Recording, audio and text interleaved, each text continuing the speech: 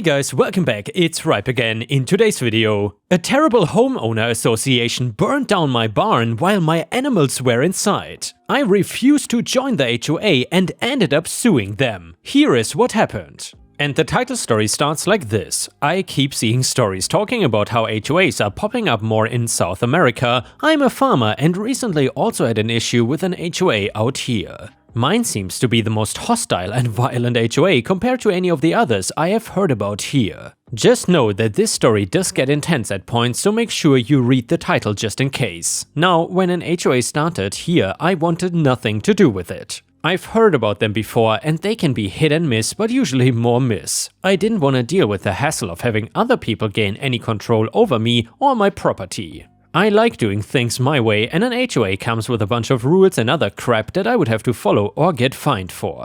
Forget it, I was fine doing my own thing and this new HOA was not gonna stop me. I was one of the only people that felt that way, and the HOA seemed to take it personally that I did not want to be a part of them. I explained it very calmly that I just did not see any upside to me joining and I wanted to be left alone. Instead, they just kept insisting, and from that moment going forward was when things started to get crazier. I could handle people calling me or leaving me junk mail about joining because I could ignore that. What I couldn't ignore was them tightly tying things to my fence asking me to join, causing me to take time away from my day to get rid of them. I also couldn't deal with not being able to go anywhere else off of my farm without basically being followed by somebody from the HOA. I could not go to the store or anything without them randomly showing up and starting to tell me to join over and over again. I do want to make a note of one conversation because I feel it's relevant for this story. HOA person: it would be good for you to join the HOA. It's not that much money and in return you can get protection. Me, protection from what? I've never had a problem on my farm and nobody else in the neighborhood has either. HOA person: if something was to happen though, the HOA would be there to help and support you. Otherwise you would be left alone to deal with whatever bad thing happens. You want yourself and animals to be safe, right? Me, we are plenty safe. I wanted to highlight this because it almost felt like I was being extorted or something. Like in the movies when a gang takes money from businesses for protection, but it really is just so the gang itself does not rob the place. Only instead of a gang, it was the HOA, and instead of a business, it was me and my farm. I did not think of that comparison until after all the events of this story, which is why I did not act on anything at the time.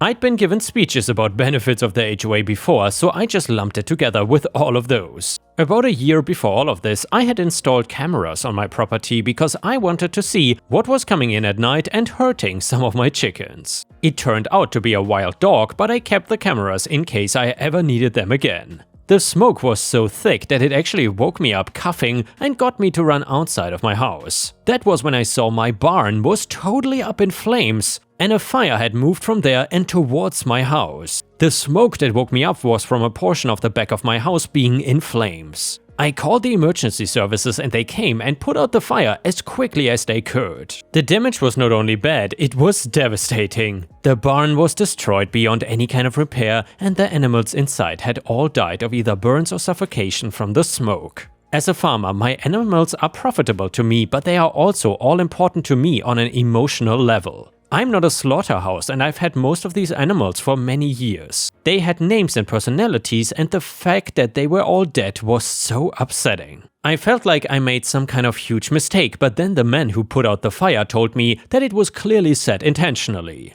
It was arson, and now I was angry and went right to my camera to see if anything was caught. Since the camera were meant for nighttime, they had some night vision features. That meant I could clearly see the people that started the fire, and it was two of the HOA people that were the biggest harassers of me. I was livid that they took things this far to try and make a point about why I should join the HOA. As if this would cause me to join instead of suing the hell out of them. If I didn't wake up and the fire continued to spread, even I could have ended up dying as well. They were gonna pay, and I would use all my time and energy to make sure of that. We had an initial meeting with the lawyers and those HOA members. Before they knew I had them on camera, they started to act like they were so sorry. They said that if I was a member of the HOA, they would have been able to help replace the animals and even repair some damage. They thought that I was suing them because I wanted to now join and get the benefits. They were clearly idiots. We explained that we knew they set the barn on fire and had evidence against them. They wanted to try and give me something like a few $1,000s and be done with it. Not believing animals or the barn could be worth anything more than that, I was very angry and told my lawyer that I did not want to settle and instead take them to court for the damages. I also wanted them arrested for the arson, since that's a crime. I had everything for court and they didn't have a single thing that could prove that they were innocent. Literal video of them starting the fire was enough for me to get everything I asked for financially. I was awarded $750,000 because of the damage. That would cover the barn being destroyed, part of my home being destroyed, and the animals that were killed. On top of that, they were sent to jail because of the arson and on counts of killing the animals. A separate count for each animal that they had murdered by setting my barn on fire. In the end, they were each sent away for 10+ years and could not believe that they were actually in trouble. It was clear to every other HOA person that I was not to be messed with. That messing with me would cause them to end up in jail with their friends. I guess what I did scared them, because I have not heard a peep out of the HOA since. Nobody harassing me to join, and not even anybody coming over to try and make amends. They know I want to be left alone and finally are respecting that. All it took was for 2 of them to be sent to jail and me to get nearly $1 million off of them. And yeah, Ripe Stars, if you like this very sad story, then please don't forget to like the video and maybe even leave a comment, because that would help me tremendously. And of course, it would make Disney very happy. Either way, the next one is titled "Rich Bully Sent Thugs to My Farm to Beat Me Up and Sued Me to Steal My Farm Property. I destroyed his business." Most people would never be able to give up the city life and come back to the countryside, but it's quite the opposite for me and my wife. I grew up in the farmland that has been passed down for generations in my family, but I had to move into the city to complete my higher education. I was beyond elated when I got to move back to the peaceful farm when my wife Lena too expressed the desire for a more quiet life. Even after my parents passed away, we kept the practices they followed on the farm alive, and this allowed me to always carry a part of them with me. I've always been glad that I found someone like Lena. She prioritizes preserving our heritage as much as I do. That being said, we still keep up with modern methods of farming and find a balance. This helps to get a lot done, even though we are just 2 people on the farm, along with 2 more people who come in during the sowing and harvesting period. Additionally, in a country like Serbia, the winters get quite cold, so new methods of keeping the cattle warm are always welcome. The area we lived in was heavily farmer-dominated when I was young, but things have been changing slowly. At first I didn't think too much of it, considering times have rapidly been changing, but over the past few months farmlands had been rapidly changing as well. It did not take us very long to find out why the businessman who had been purchasing all the properties around here approached me. He informed me that he wanted to buy my land from me to construct a resort. I told him I was not willing to sell the place no matter how much he offered. He had the audacity to state that he would only pay 1/5 of the property's value and that his was non-negotiable. When he saw that, I was stunned. He went in to say that if I declined, I would deeply regret it. I was furious. I demanded that he leave immediately before I called the cops. He simply smirked before leaving. He seemed unnervingly confident that I was not about to let a person whom I'd never met before displace me from my home. The following day, I found out from the other farmers who had sold their property that he was an extremely rich businessman, but he amassed his enormous wealth by exploiting people and threatening them with legal and physical harm in case they refused to listen to his every whim. Put simply, he was a bully. This got Lena furious. She had made me promise that I wouldn't give in to his greed no matter what he did. We received multiple letters that informed us that we were being sued for bizarre reasons. Some of them claimed our cattle were undergoing animal abuse, and a few of them accused me of causing pollution. There was a separate lawsuit for each animal, so it definitely didn't help that our barn housed 10 sheep among other animals. It did not take a genius to figure out that he wanted me to be frightened of the large sum of money that would go into fighting these lawsuits, despite the fact that I had done nothing wrong. We treated each of the farm animals like they were part of our family, the way my father taught me to. Every farming method I used gave back to the soul just as much as I took from it. Even if I took the time to explain it, it was not something a businessman would understand. He did not know that Lena's brother, Noah, was a well-renowned lawyer in his city. When we told Noah about what was happening, he was furious too. He agreed to take our case pro bono, but warned us that we ought to be careful with a man like this. The very next night, trouble came knocking at our door quite literally. Just when I was beginning to fall asleep, I heard loud banging at the front door. I did not want Lena to worry, so I asked her to stay back while I checked who was at the door. The second I unlocked the door, I was greeted by a large wooden bat that swung straight into my left shoulder.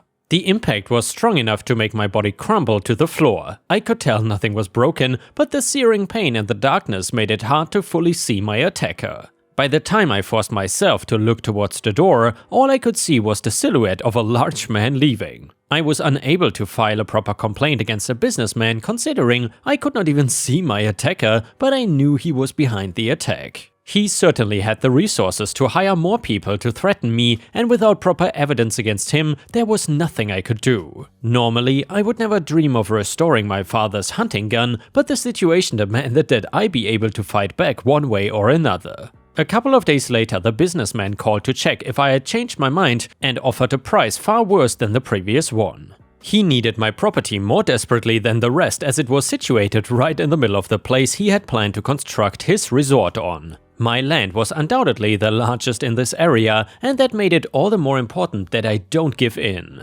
It would have meant the end of agriculture in this region. I flat out denied and the court cases continued. Noah made sure that he didn't win a single one. When lawsuits failed to make a difference, he resorted to his dirty tactics once more. But this time we were prepared. We installed security cameras around the farm, and when their Jeep broke down the front gate, my shotgun was ready to counter anything they brought forth. A bunch of men got down from the vehicle and the businessman made the mistake of coming along with them. Without knowing that I was hiding with a shotgun, one of them walked forward with a massive machete. They were shouting that they are here to kill me and take my farm property. When the bullet hit his shoulder, the machete immediately fell to the ground and everyone was stunned. Once they realized what happened, they scurried off the property. With the footage of the businessman and his hitman trespassing our farm by destroying property was enough evidence to nail him. He could not do anything about the gunshot because it was private property and further proof that he sent hitmen who were already wanted by the law to attack me. When evidence of how he exploited farmers in numerous places by coercing them to sell at a ridiculous price was submitted, he was forced to return the property on top of a longer jail sentence. I have lived in the same apartment building for about 5 years. Throughout my time here, I've had many neighbors come and go, and I've never had any noise issues. However, last year a new neighbor moved in 3 units down. He is about 40 and has 3 children under the age of 4. For months I have listened to his children scream and cry all day long, whether it be in his apartment or in the hallway. At first I tried to ignore the behavior as I felt bad. It appeared he was a new single father and was struggling. However, as time went on, it became clear that he just straight up let his kids behave however they want. For example, when they shriek at the top of their lungs in the hallway / right outside my door, he never says, "Shh, let's be quiet," or anything at all. He just lets it happen without a peep. Additionally, I have come to realize the frequency and the volume of the screaming, crying and shrieking is way beyond what's normal. I would venture to say I hear anywhere from 10 to 15 full-on tantrums every single day. All of which are ear-piercingly loud, and like I said, he does not say or do anything about these tantrums. It's now at the point where I find myself frustrated and annoyed in my own home all the time. Right now, I'm working on a paper in my apartment and I cannot even concentrate because all I can hear are his children. Because of this, I wrote a note, a polite note, and left it on his doorstep. Essentially, my note said that I sympathized with him, but the noise is out of control, and I also stressed that I wanted to confront him directly first. I realized that sounds hypocritical since I left an anonymous note rather than going straight to management. Am I the a-hole for leaving this note? And here, ripe stars, let me know in the comments what you think about this. Do you think that OP is the a-hole here or not? And a user in the comments said, "You are the a-hole. What do you think he's gonna do exactly with 3 children under 4? Spend all day elsewhere so you can be comfortable? You live in a shared space. Get earplugs." Comment number 2, I lived in apartments 40 years ago. It sucks. Now you have earplugs, earbuds, noise cancelling headphones. You can walk around with your fancy Dr. Dre beats, whatever, and iPhone music, podcasts and Spotify. You don't know how good you have it compared to the olden days. Comment number 3, not the a-hole, sounds like you did the right thing. Update, I took some of what you said into consideration. Perhaps I just needed to be more patient. I decided if the noise issue escalated, then I would do something. Otherwise, I would just suck it up and use headphones like some of you advised. Well, today, his children screamed and shrieked 4 times within a 1-hour period in the hallway. This was right by my door, about 2 feet away from my apartment. The 4th time it happened, I opened my door and said, "Please don't scream in the hallway, guys." Once I said this, he told me that his kids are allowed to scream in the hallway or anywhere else in the building that they feel like. I told him that actually no, they are not, according to our lease. He then told me to suck it up and to contact management and to not talk to him. After our conversation, he told all 3 of his kids, "You can be as loud as you want in here," and then shot me a nasty look and proceeded to walk to the stairs. Once he said that, all 3 kids started squealing as loud as possible on purpose. I sent management an email and they are talking to him first thing in the morning. I know some of you suggested I do this in the first place and I wish I did. Update number 2, I just went down to the management office to follow up with the manager. She said she had a meeting set for today at 1 PM with the resident. She immediately contacted him when I emailed her last night, but then today he emailed her saying he could no longer make the 1 PM meeting and asked why he had to come down. He is in his apartment right now doing nothing, he doesn't work. She told him he is in violation of his lease and it's best if he comes down. Apparently he didn't reply to her. She told me that if he does not come down to meet with her, she is going to draft an official lease violation letter and begin the process of eviction. I was blown away. She is a great manager, and she told me that his reaction, telling me his kids are allowed to yell and telling the kids to keep yelling, is the reason for how she is handling this, not purely the noise complaint. She said she is horrified and disgusted that somebody would handle the situation this way. Her and I both agreed that it was strange he would encourage me not to speak to him and to contact management rather than just simply telling his kids, "Shh," and appreciating I said something to him directly. Update number 3, after I talked with management, I saw my neighbor bring his children to their mother's house. He has been in his apartment alone for the last few days and has not come out. He has all the blinds drawn. He posted the following status on social media: "I'm the perfect success in all areas of life." My husband follows him, which is how I know this. I think he's pretending he's not home to avoid both myself and management. I don't know what to make of it and I don't plan on getting involved.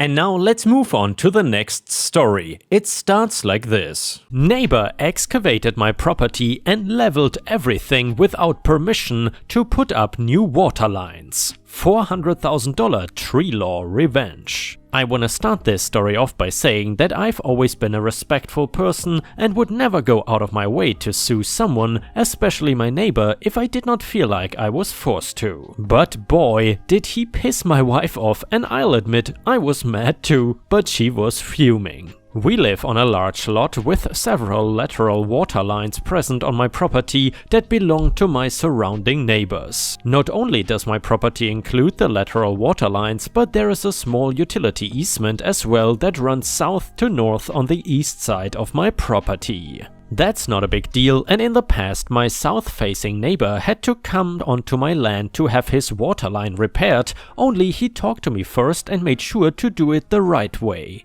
That was not what happened with our other neighbor to the west though. That neighbor also had issues with his lateral water line breaking. The pipes were old and this happens after 50 years, so it is no surprise. Only the big surprise to me was the way that he chose to handle it. This man had owned a minor construction/handiwork company for many years and kept small excavators and backhoes in his barn. No big deal until he decided to just plow through my property with his machinery to access the utility easement. The trench was huge and I had no idea how my yard would ever look the same afterwards. My property was pretty big, my backyard alone was at least an acre, and there were dozens of trees, young and old, along with several other plants and nature located in the back part of my yard. I'm sure to him he always felt like it was overgrown, but I kept the brush to a minimum and I enjoyed watching the wildlife that lived in it while I had my morning coffee. My wife especially loved to watch over the little family of cardinals that she had been feeding and providing houses for almost a year. I was somewhat aware that something had happened to his water line when I saw plumbing trucks come and go over a 24-hour period. Then I caught him meandering around my property early the next morning, apparently looking to see where he could dig. When I saw this, I thought it would be a good idea to talk to him for my own curiosity and my property's protection, but when I came back after changing into normal clothes, he was already gone. Nothing seemed to be going on for a few days, so I nearly forgot about it, but that was until Friday rolled around. My wife and I started our day like usual, having our breakfast and coffee before leaving for work. That afternoon, my wife arrived home first, and what she found in the backyard was devastating. She called me on my way home, crying with rage. She said that our neighbor had taken his excavator and dug a huge trench through our yard, demolishing most of the wooded area and the nearly 30 trees that were present. Even after seeing the wreck that was our yard, her biggest concern was her little family of cardinals whose birdhouse was tossed carelessly to the side. I was in shock, and even more so when I actually laid eyes on the mess. Still, to this day, I have a hard time understanding his thought process. Why would you not speak to me first? Anytime I asked, he did not care. I confronted him once I arrived home. He was working with several other men, assuming his employees. When I asked him what he was doing, he seemed to casually brush me off, almost like I was simply an annoyance at the moment. When I pointed out that this was my yard and he had no right to dig a giant trench through it, he shrugged his shoulders and told me that this was a prescriptive easement and he had rights to access it to fix his water line. Firstly, why don't you fix your water line instead of going out of your way to hook it up to this other utility easement? When I asked this, he told me that I would have to call a lawyer if I wanted to do anything about it. There was not much talking to him, as he felt like he understood the laws and I didn't. However,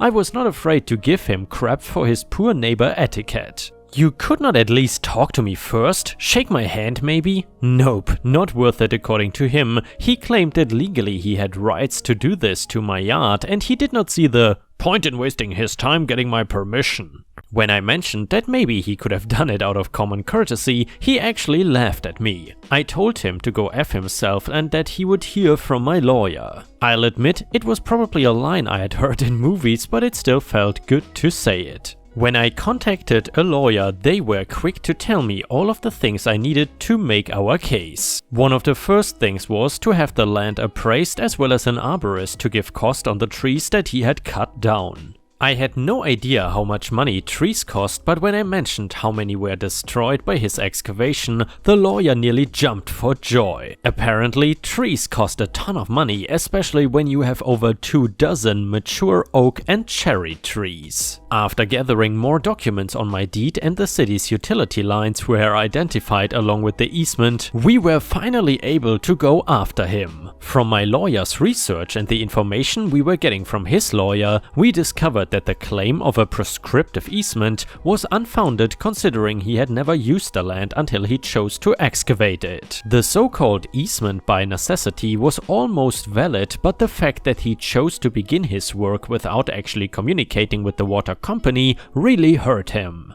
In court, he did stand a chance. The judge was somewhat sympathetic to him needing to repair his water lines, only she said that he did not approach it in the correct manner. She really laid into him, asking him why he felt like he had the right to destroy my property without even speaking with me first. Ha! Does not pay to be a douchebag anymore, does it? While my neighbor knew that I would be suing him for the damages, he did not realize that I would be including the cost of the trees too. I was actually floored by the arborist's estimate of how much the trees were, amounting to almost $400,000. And yes, you heard that right. I could not believe it. When my lawyer handed over the arborist's paperwork to the judge, the look she gave my neighbor was almost one of pity. Well, if you were not in trouble before, here's the total bill for the mature trees you cut down. My neighbor's face was pale and I thought he would faint after hearing the number. Instead of offering to pay him that full monetary amount, I suggested that he could pay some of it back by performing yard work and planting new trees and vegetation